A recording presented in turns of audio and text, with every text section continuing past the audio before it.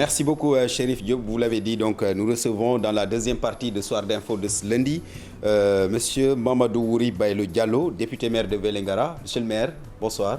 Bonsoir, monsieur Ngom. Alors, vous êtes également le président de la commission comptabilité et contrôle du budget à l'Assemblée nationale. Nous allons démarrer par l'Assemblée nationale en tant que telle, puisqu'on assiste aujourd'hui à une augmentation des cas de Covid-19. La situation est un peu alarmante au niveau national. Au niveau de l'hémicycle, quelles sont les dispositions que vous avez prises pour préserver un peu les députés, si l'on sait qu'il y en a certains qui avaient chopé le virus? Merci, monsieur Ngom. Vous me permettrez avant d'abord d'entrer dans le sujet, avec votre permission, de prier pour les maires qui ont été emportés par le Covid-19. Oui, ils sont nombreux. Ils sont nombreux. Et Vélingara a été victime par un homme de dimension exceptionnelle, Chérif Habib Aïdara. Il a été enterré hier à Darou Hidjiratou. C'est le maire de Bonkonto, président de l'amicale des maires du département de Vélingara, en même temps au conseil des collectivités territoriales. Donc c'est une perte immense pour le département de Vélingara, mais aussi pour le Sénégal. Mais par rapport à ce que vous venez de dire sur le Covid-19, comme vous le savez, l'Assemblée nationale a été l'une des institutions qui, quand même, au début, même la presse, les gens avaient peur d'aller à l'Assemblée nationale, compte tenu quand même de ce qui s'est passé. Et aussi, c'est le moment de prier pour les députés qui ont été emportés, parce qu'on a eu des collègues. Et cela aussi, vous l'avez suivi. Et pour nous, l'Assemblée nationale, comme vous le savez, c'est la représentation nationale. Le Covid-19, c'est une pandémie. Une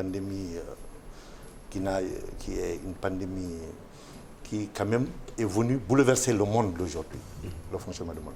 Et l'Assemblée nationale a pris toutes les dispositions, que ce soit sur le plan des mesures barrières, et cela c'est fondamental. Quand il y a eu ces problèmes de contamination à l'Assemblée, les services de l'Assemblée nationale, l'administration, le président de l'Assemblée nationale, le président et l'ensemble des services de l'Assemblée ont pris toutes les dispositions pour quand même essayer de protéger le maximum les parlementaires.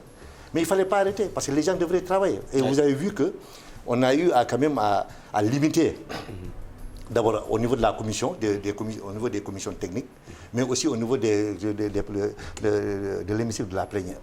Des plénières que nous avons organisées. Parce qu'il fallait donner à l'État, au gouvernement, lui permettre d'avoir les moyens pour pouvoir faire face à cette pandémie. Donc il fallait que l'Assemblée nationale travaille, il fallait que les parlementaires soient prêts. Malgré ce qui s'est passé, les gens ont répondu présent.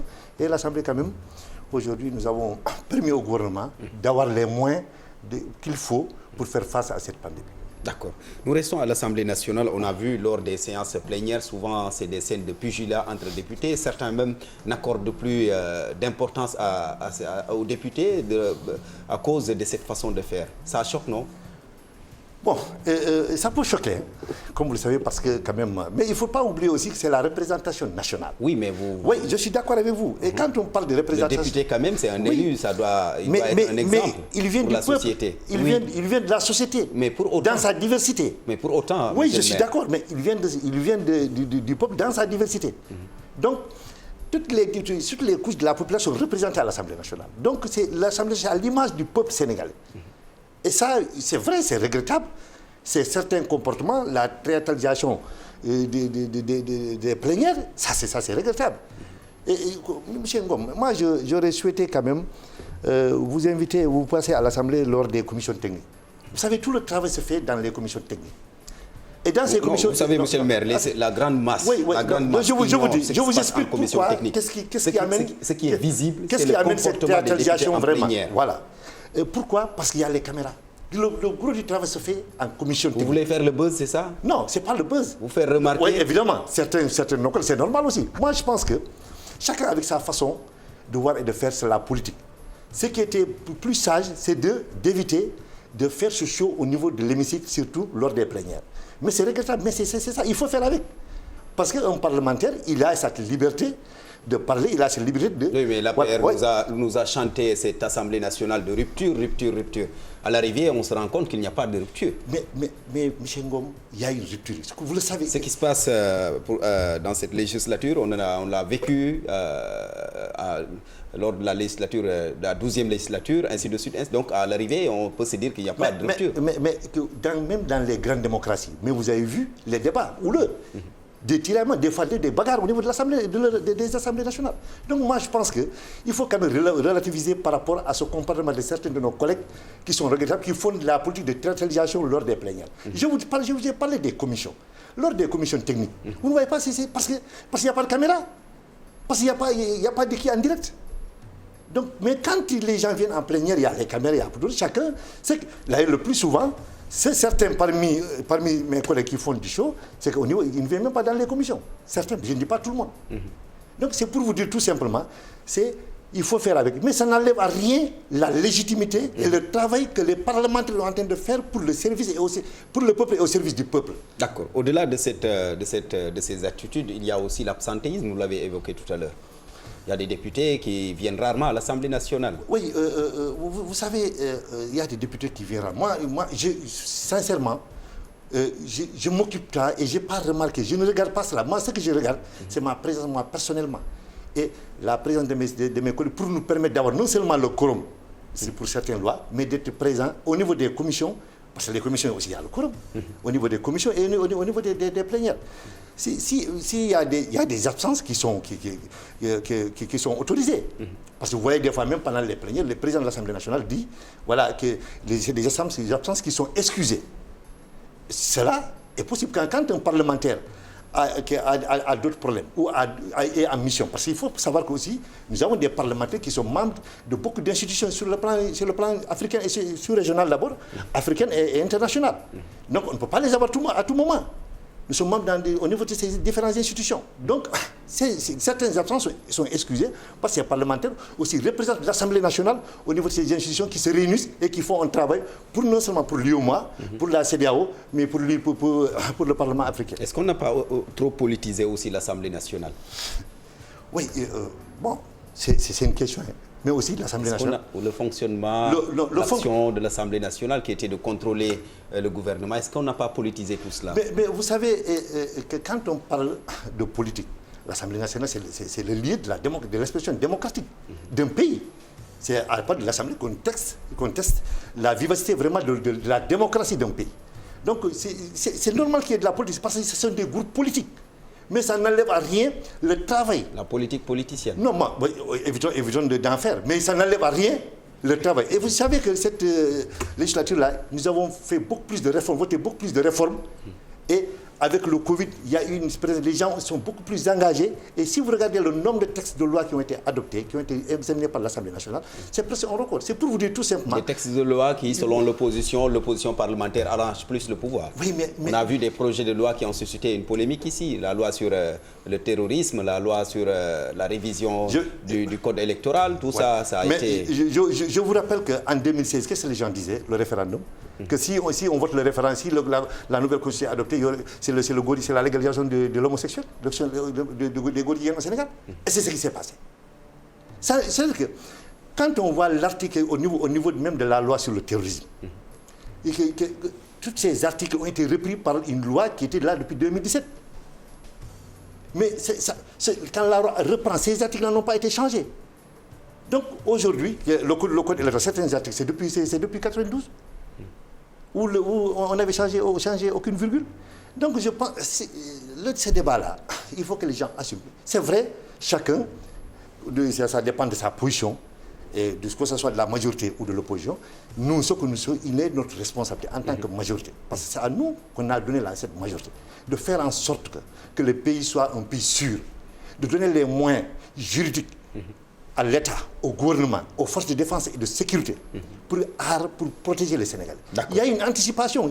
D'accord. Il y a une anticipation. L'Assemblée nationale a pour mission, entre autres, de contrôler l'action du gouvernement, de contrôler le fonctionnement de l'État, les politiques mises en place, l'exécution de ces politiques. Mais aujourd'hui, on se rend compte que cette même Assemblée nationale, censée contrôler l'action du gouvernement, ne veut pas qu'on contrôle son budget. C'est contradictoire, non? Oui, non, mais il faut savoir quand même, le budget de l'Assemblée nationale est contrôlé. Bon, il y a des, comme vous le savez... Par qui? Oui, d'abord, vous savez, l'Assemblée... Est-ce que les corps de contrôle de l'État ont droit de regard sur le budget de l'Assemblée nationale? Venons sur d'abord le règlement intérieur de l'Assemblée nationale. Il y a une commission de comptabilité et de contrôle du budget de l'Assemblée nationale que je préside, moi. Oui. Ça, c'est à l'interne. C'est à l'interne. C'est ça qui est prévu par le règlement intérieur. Maintenant, quand vous parlez de contrôle, tout récemment, le président de l'Assemblée nationale nous m'a instruit à demander à ce que le rapport financier soit déposé avant l'ouverture de la session, la prochaine session. C'est pour vous dire que tout simplement, au-delà de ce que les gens pensent, de ce que les gens racontent, il y a une volonté. Parce que vous savez, là... Mais monsieur le maire, ça c'est un contrôle à l'interne. Ouais. Pourquoi les corps de contrôle, je parle de l'IGE, de la Cour, ainsi de suite, pourquoi ces corps-là, à l'extérieur, n'ont pas un droit de regard sur la façon dont le budget de l'Assemblée nationale est géré? Mais vous savez, et alors que cette même Assemblée nationale va gérer ailleurs, va regarder ailleurs ce qui se passe?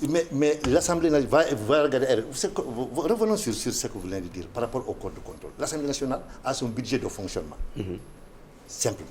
L'Assemblée a ses investissements à faire, c'est connu. Il y a cette transparence qui est quand même, c'est lisible. Tout est tracé. Le budget de l'Assemblée nationale est connu. Vous avez assisté au vote du budget. Tout le monde connaît, même quand vous allez dans l'État, vous connaissez le budget de l'Assemblée nationale. De l'ensemble des institutions d'ailleurs, y compris toutes les autres institutions du pays. Donc ça n'enlève à rien la crédibilité, surtout par rapport au règlement intérieur. Parce que nous sommes régis par un règlement intérieur.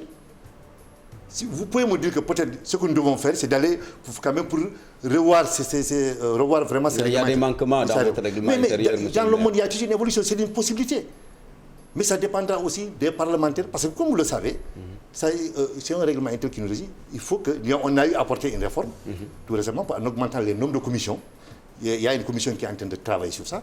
Et si cela est accepté par l'ensemble des groupes, et les non-inscrits, il y aura cette réforme.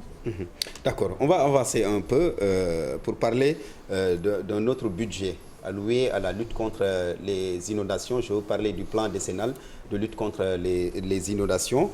Une manne financière à environ 750 milliards, 2012-2022. Le chef de l'État a récemment dit qu'environ 500 et quelques milliards ont été déjà dépensés. Mais on se rend compte que sur le terrain, on n'a pas l'impression de voir ces réalisations. Est-ce qu'en réalité, cet argent-là, ces 500 et quelques milliards, ont été décaissés pour la réalisation d'ouvrages et autres allant dans le sens de la lutte contre les inondations? C'est une question pertinente. Comme vous le savez, certains de nos collègues ont eu à poser ce problème au niveau de l'Assemblée nationale. Mais depuis qu'il y a eu la mission d'information parlementaire, est-ce que vous les avez entendu parler? Mission d'information parlementaire sur les inondations qui ont fait le tour du pays pour voir de visu là où il y a eu des ouvrages qui ont été réalisés, ils sont allés constater vraiment de façon physique la réalisation.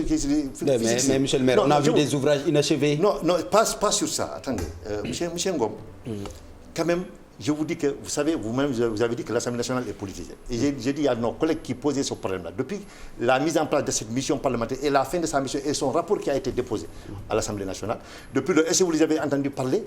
Il y a eu 511 milliards qui ont été dépensés. Ça, c'est la réalité. Donc, sur les 750 milliards sur le plan décennal. D'abord, on avait demandé l'amélioration de la reconnaissance des sites d'inondation. Et il y a aussi le relogement des sinistrés. Il y a la planification. Il y a la planification des villes. L'aménagement et la réalisation d'ouvrages. Voilà, et la réalisation d'ouvrages.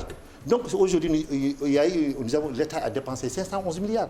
Et ça a été vérifié, ça a été contrôlé par la mission parlementaire de l'Assemblée nationale. Mais l'opposition. Allez à Thiaroye Azur, allez à Wakhinane Nimzatt, pour ne citer que Dakar. Oui. Au niveau des régions, Kaffrine par exemple, on nous dit qu'il y a 511 milliards ont été investis sur le terrain. Mais regardez en Allemagne, regardez en Belgique, regardez certains pays les plus développés. Mais est-ce que ça c'est un phénomène climatique? Les inondations, quel que soit le pays, quelle que soit la richesse de ce pays, quels que soient ces ouvrages, quand il y a une forte pluie, ce sont ces dégâts. C'est un phénomène mondial. Donc ce n'est pas propre au Sénégal aujourd'hui. Donc ça n'a rien à voir, ça n'enlève rien. Ce que je voudrais vous dire tout simplement, que l'État a fait correctement son travail. Les services de l'État ont fait correctement le travail, ont géré de façon claire le plan national des inondations qui ont eu... C'est pas une position partisane là? Non, mais est-ce que vous avez écouté les autres après cette mission dont ils ont même participé? Je pense que c'est ça la référence. Donc quand les gens disaient que oui, c'était pas clair, c'était pas vrai, c'était pas... Mais quand les gens sont allés sur le terrain, ont constaté, ils sont revenus, depuis là, vous n'entendez plus les gens parler de ça. Donc c'est pour vous dire que... Donc selon vous, les réalisations faites sur le terrain peuvent coûter 511 milliards. Évidemment, parce que... alors qu'il y a des bassins inachevés, monsieur le maire. Mais c'est 700, vous avez dit 700... Il y a des canalisations inachevées. Vous avez dit 750 milliards. Si vous enlevez 511 milliards, il y a des ouvrages qui ne sont pas encore réalisés. C'est en 2022. Mais la pluie n'attend pas. Oui, la pluie n'attend pas. Mais on n'a pas dit qu'on allait faire ça en 3 jours. On a dit un plan décennal. C'est un plan décennal. C'est jusqu'en 2022. Donc, attendons en 2022 et vous allez voir qu'aujourd'hui, que le travail qui a été réalisé par l'État et ses démembrements ça a donné satisfaction à la commission, à la mission parlementaire de l'Assemblée nationale, composée de tous les groupes qui est représenté au niveau de l'Assemblée nationale. Donc c'est pour vous dire tout simplement, le phénomène des inondations, ça n'a rien à voir, c'est pas propre au Sénégal. En tout cas, votre discours là, le député maire de Kaffrine, Wilane, qui se plaint tout le temps... Mais moi, je me plains moi aussi. Donc, c'est pas parce que, je vous dis tout simplement, c'est un plan. Nous l'avons évalué avec cette mission parlementaire qui a eu à déposer son rapport. Son rapport est accessible. Maintenant, sur les 750 milliards, il y a 511 milliards qui ont été dépensés. Le reste, le travail continue. À la fin du plan 2022, les gens reviendront en ce moment pour voir ce qui reste. Est-ce que tous les travaux sont achevés ou pas?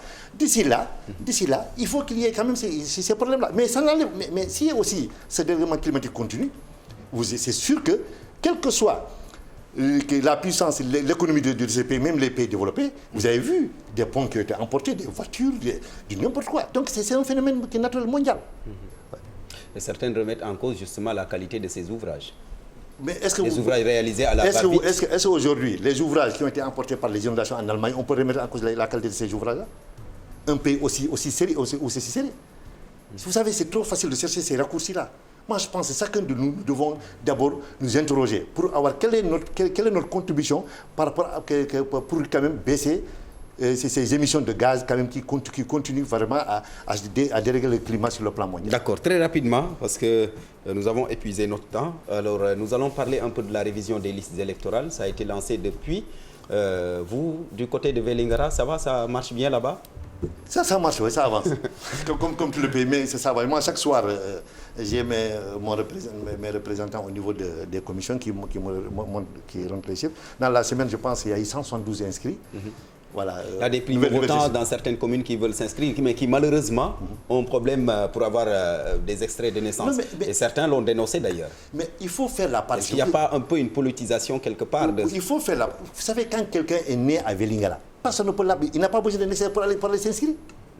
Les gens n'expliquent pas ça. Donc c'est quand quelqu'un n'est pas né là-bas qu'il a besoin d'un certificat de résidence. Donc quand tu es né quelque part, tu n'as pas besoin d'un certificat de résidence. Mieux, quand tu as une facture, on l'a dit, quand tu as une facture, ça veut dire que tu résides là-bas, tu habites là-bas. Et je pense qu'il faut s'interroger, est-ce que ces gens qui font du bruit, est-ce que réellement ils habitent dans ces localités-là? Ils ne résident pas, ils résident, parce que c'est une question de résidence. On peut changer de résidence à tout moment. Est-ce que réellement ces gens-là résident? Parce que quand tu résides, mais tu dois avoir une facture au feu d'eau ou d'électricité. Ou bien tu es connu par le délégué de quartier. Donc moi je pense que comment on peut comprendre, savoir que ce jeune-là votera pour ou contre quelqu'un? Ce n'est pas possible. Ça, c'est chaque fois. Ce sont ces débats qui... L'opposition dit que ce sont ces militants qui sont... qui ne sont pas autorisés à s'inscrire. Merci beaucoup, Michel Maire. Merci beaucoup à Mamadou Ouri Bailo Diallo, député maire de Vélingara, président de la commission comptabilité et contrôle du budget à l'Assemblée nationale. Mesdames, messieurs, merci à vous. C'était la deuxième et la seconde partie donc de Soir d'info. Rendez-vous demain, Inch'Allah.